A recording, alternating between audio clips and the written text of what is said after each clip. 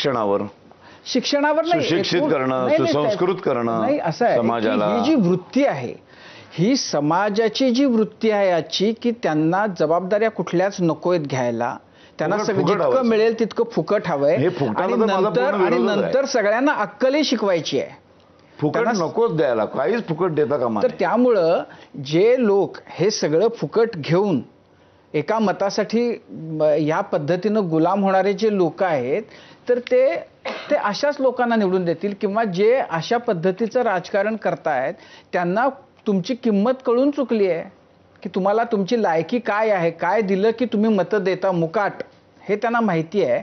तर त्यामुळे ज्यांनी अशा पद्धतीनं मतं घेतली ते त्यांचं पद, त्यांची सत्ता टिकवण्यासाठी जे काही करायला पाहिजे ते करत राहतील. बरोबर आहे, तुम्ही म्हणता ते बरोबर आहे. त्यांच्या अँगलनी तो बरोबर आहे, त्यांना त्यांचा धंदा करायचा आहे.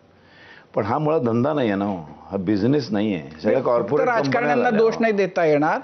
समाज जास्त जबाबदार आहे ना. अशा राजकारण्यांना. समाजाला बनवलं पण त्यांनीच ना, तसं बनवलं पण गेलं ना. आता मला सांगा, ही बहिणी वगैरे, आपल्या ज्या लाडकी बहीण, लाडका भाऊ, अशा ज्या योजना असतात, असा का नाही विचार करत कुठला राजकीय पुढारी, की लाडकी बहीण, लाडका भाऊ, लाडकी आजी असं करण्यापेक्षा लाडका गरीब असं का नाही करावं?